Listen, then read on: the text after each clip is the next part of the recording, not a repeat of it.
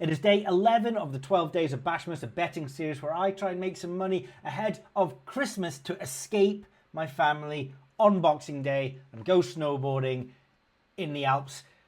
Where are we after 10 days? We are sitting at £2,908.38 profits. Do it and have a look at my horses. Here's my horse graph. Here's the interesting thing about the horses.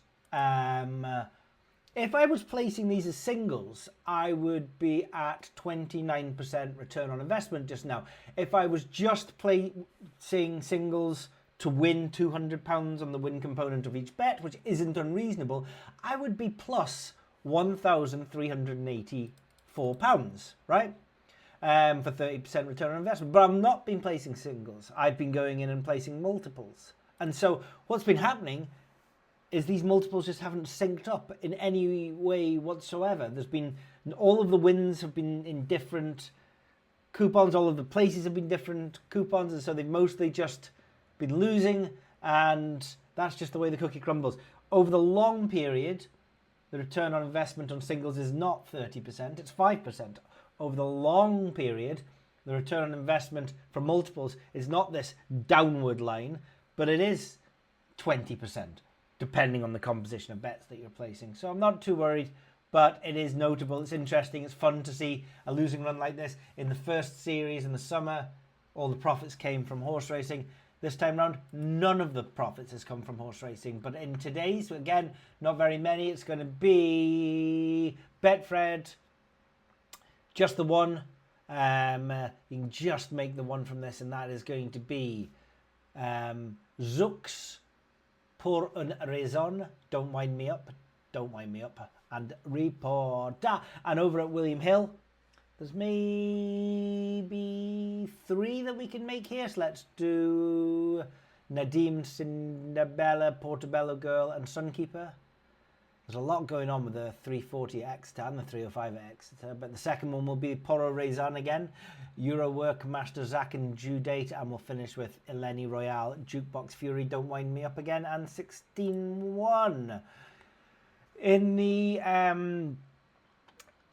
exchange bets, so where am I betting? Just a quick recap. Okay, I do not have access to soft online bookmakers. I do not have access to Betfair Exchange because they all got frozen and closed, and I've just been doing this so long that that's what happens.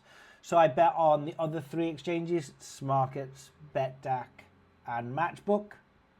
And I bet at shops, primarily Betfred and William Hill.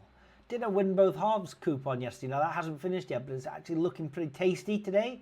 So that's in the TBC column.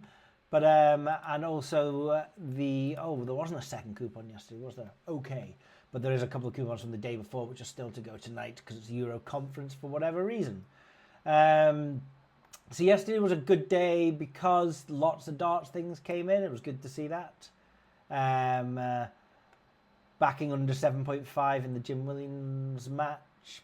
Backing Christian Kist to have the most 180s. Backing Leonard Gates at 5.4 to have the most 180s. Just one of those days where all of them came in. Home from good things today from Callum Rids. Not that many 180s in the game, please, because I'm backing under 6.5 at 1.73. But in the enhanced specials over at BetDAC, they have Callum Rids to win and have the highest checkout. So, look, there is a little bit of correlation there, but the direct product is 2.11.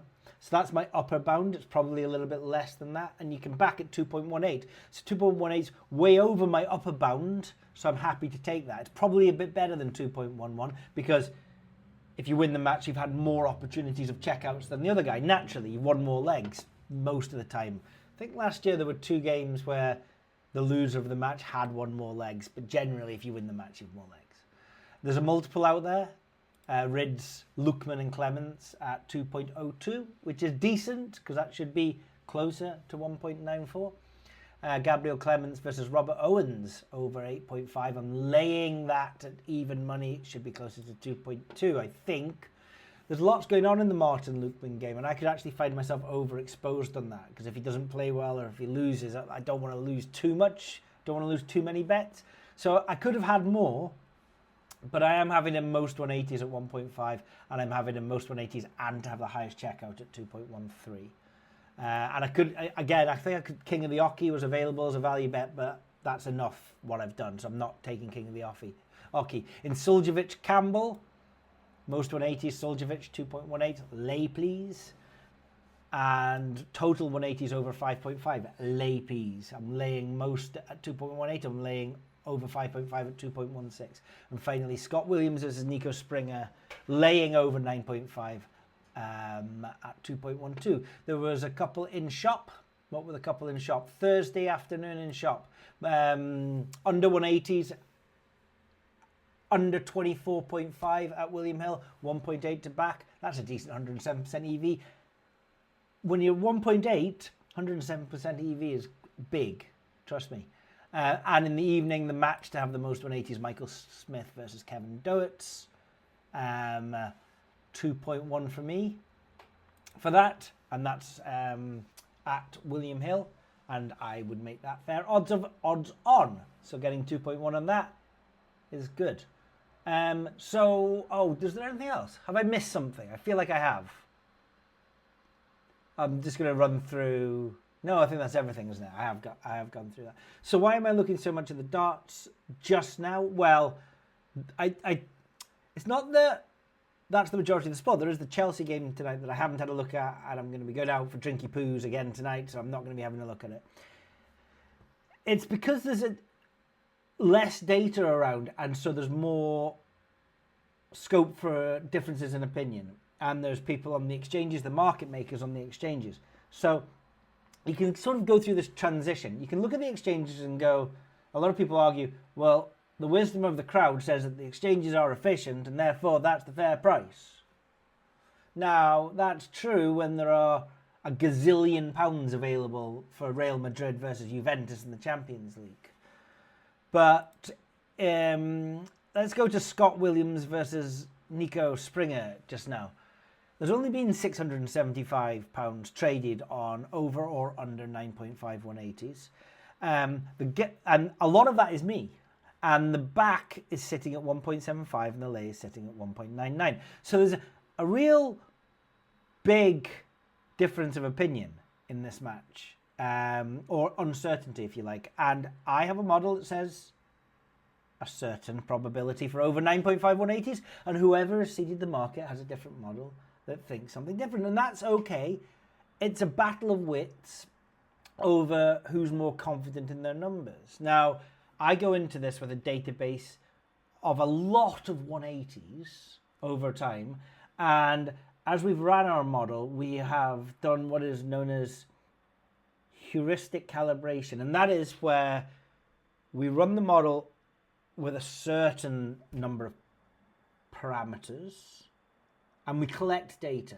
And then after a period of time, we look back on the data and we say, if we just adjusted our calibration of some of the things that go into this model, can we fine tune what it would have returned to optimize the expectancy versus the reality? So that is that we would expect, for example, 8,200 180s, and by calibrating our tool in a certain way, we get very, very, very close to that number, which means that historically we nearly got the odds for the over-under 180s in every match spot on, meaning we have confidence in the future. And that's why I'm able to take on the market makers at the exchanges just now. And it's not just them.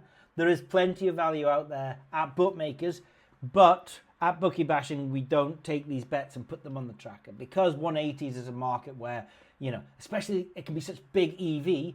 You go and get 2 or 3 really big EV bets on the tracker, handful of people bet on them, the bookmaker cuts them, but not only does the bookmaker cut them, but they fix their models and they adjust them so that the value isn't there in the future. And for that reason, 180s is one of those edges where it rewards people that put the effort in, that go and find the models and search through exchanges and bookmakers themselves one by one, as opposed to being spoon-fed, as you may be on the horse racing tracker, which is by far the most popular piece of software we have at Bookmaker. Comparatively to 180s, it's not even, it's chalk and cheese. And yeah, I spent all these videos talking about the 180s because they're a little bit harder, they're a little bit more interesting, and the ROI can be significantly better and bigger on it as well. And on that subject, I have done an ROI split by category. Now, it's kind of meaningless because listen, how many bets have I had in this second series? 281, including today's bets. But I just thought it might be interesting to see how badly Player to be carded in golf went. In fact, we only had one bet that returned any money on the golf. I think that was Justin Thomas each way. The NFL has been pretty poor, and the Player XG and the football coupons have been down, although I expect the football coupons will be up once tonight's games have played because I'm in a good position in a couple of them. But the game center, the player stats, and the team stats have all done pretty well. DDHH had the one winner, and the darts is just holding up at a very, very small sample size as the third best return on investment category at the exchanges. That is 11 days in the bag. I'm not sure when I'll be back for day 12. It won't be tomorrow, I know that. It might be Saturday, it might be Sunday, it might be Monday, it might be Christmas Eve. It'll be one of those days.